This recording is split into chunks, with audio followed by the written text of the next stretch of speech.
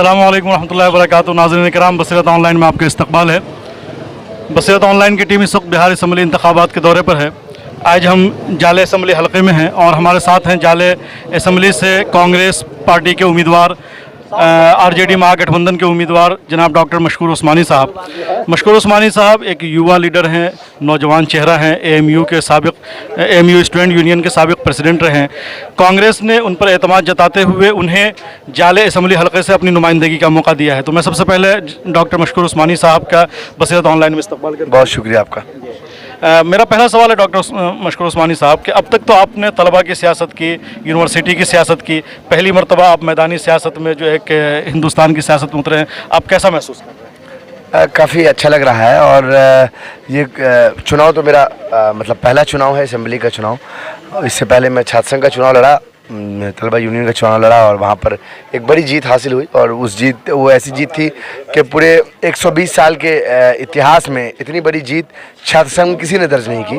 और वहाँ भी मैंने अलीगढ़ यूनिवर्सिटी के अंदर भी मैंने मिथिला का पर्चा बुलंद किया, जाले का पर्चा बुलंद किया, दरभंगा का पर्चा बुलंद किया। और मुझे उम्मीद है जिस तरह का मुझे अपार समर्थन मिल रहा है, अपार लोगों का प्रेम मिल रहा है और जितनी दुआएं मिल रही हैं, मुझे पूरा उम्मीद है कि इस बार जाले की जनता भी जो है परचम बुलंद करेगी। जाले असम्बली हलक़े से आप इलेक्शन लड़ रहे हैं, तो जाले की तरक्की के लिए आपके पास क्या रोड मैप है? देखिए, रोड मैप की अगर आप बात करें तो मैं जाले की बदहाली की बात करूंगा। पहले जाले बदहाल बना हुआ है। आप अपना कैमरा बिल्कुल, आप लोग थोड़ा सा साइड हो जाइएगा। ये देखिए, ये है जाले की बदहाली, देख रहे हैं? ये जाले की बदहाली है। ये सड़कें हैं, ये मेन सड़कें हैं, ठीक है। ऐसी हालत में सड़कें हैं जाले की। और जो शिक्षा व्यवस्था है वो जाले की चरमरा गई है। जो सरकारी स्कूल हैं उसकी इमारतें, उसकी बिल्डिंग जर्जर हो चुकी है। जो अस्पताल हैं या प्राथमिक स्वास्थ्य केंद्र जो है, उस प्राथमिक स्वास्थ्य केंद्र का हाल ये है कि जिस कमरे में डॉक्टर को होना चाहिए उस कमरे में भूसा भरा हुआ है, जिसमें दवाइयाँ होनी चाहिए उसमें जलावन रखे हुए हैं, जहाँ मरीजों के बैठने की व्यवस्था होनी चाहिए वहाँ पर 2-2 फीट की घास जमी हुई है। और सबसे अचंभा करने वाली बात यह है कि उसकी दीवार पर 2-2 शिलान्यास का वो लगा हुआ है, पट्टा लगा हुआ है। अब आप ये बताइए कि जाले के अंदर सिर्फ और सिर्फ शिलान्यास हुआ है काम के नाम पर, और वो शिलान्यास हो गया, उसके बाद किसी का कोई पता नहीं।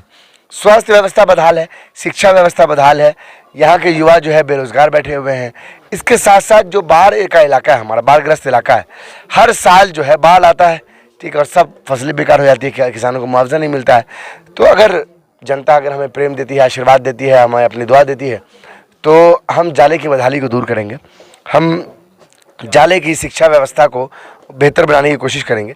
अभी जाले में साक्षरता दर 58% है, सिर्फ और सिर्फ 58% जो है वो लिटरेसी का रेट है। मुझे अगर जनता ने मौका दिया तो जाले की लिटरेसी रेट को मैं 90% से ऊपर ले जाने का काम करूंगा।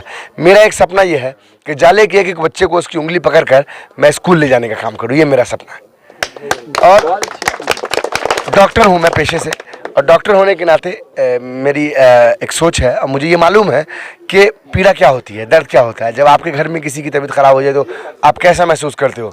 एक गरीब किसान मजदूर जब 14 घंटे 12 घंटे काम करता है अपने खेत में या अपना कोई और काम करता है वो, और जब उसको काफ़ी थकान हो जाती है, जब उसके जिस्म का तापमान, उसके बॉडी का टेम्परेचर बहुत ज़्यादा हो जाता है, उसको बुखार आ जाता है, उसके पास 20 रुपये नहीं होते कि वो एक पैरासीटामोल की गोली खरीद पाए। इस मजबूरी में जब उसके पास कुछ भी नहीं होता तो हम चाहते हैं कि प्राथमिक स्वास्थ्य केंद्र के अंदर उन मरीजों को दवाइयाँ फ्री में मिले। कम से कम आपको बेसिक जो दवाइयाँ हैं वो फ्री में मिले। अगर जनता मुझे जिता के भेजती है तो जितने प्राथमिक स्वास्थ्य केंद्र हैं उन सब की हालत को बेहतर करेंगे, सब में डॉक्टरों की उपलब्धि होगी और साथ ही साथ गरीबों को वहाँ फ्री में दवाइयाँ भी मिलेंगी। ये हमारी एक सोच है।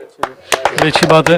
अभी जब आपको यहाँ से टिकट मिला, कांग्रेस ने टिकट लिया, तो कुछ मीडिया हाउसेस ने जो है आपके ख़िलाफ़ वो पुराने मामलों को उठाया, तो क्या आपको लगता है कि कहीं इसका कोई असर है पब्लिक में? आप हाँ, इसका असर है पब्लिक में, बहुत गहरा असर है। और असर ये है कि जब आप झूठ फैलाते हो किसी के खिलाफ, ठीक है, तो जनता सच्चाई जानना चाहती है।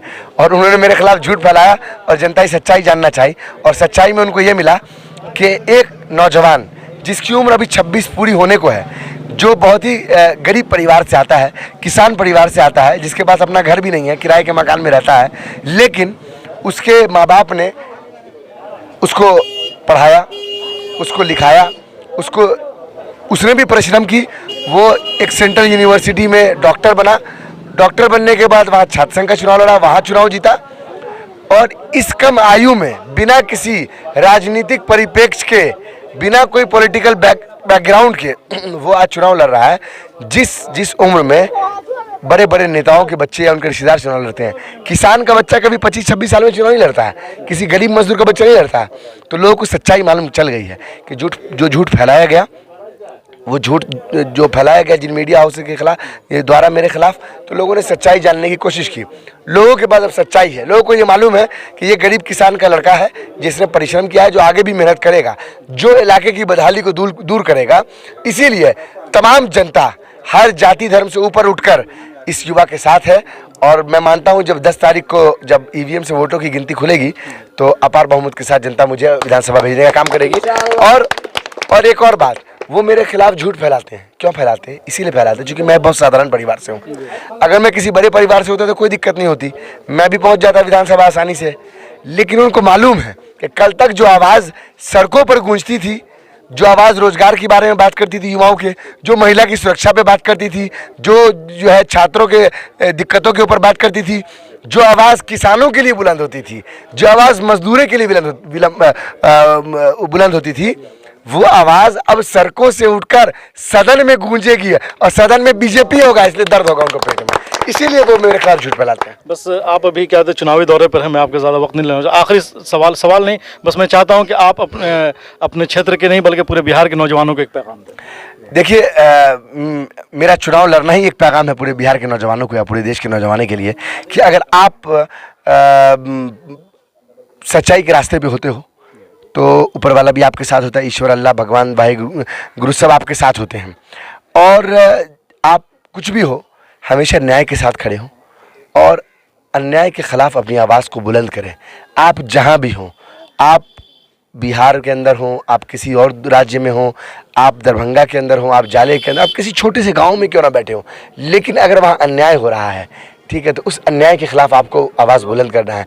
क्योंकि अगर आप अन्याय के खिलाफ आवाज़ अपनी बुलंद नहीं करते हैं तो आप भी उस अन्याय का हिस्सा कहीं ना कहीं अपने आप को पाएंगे।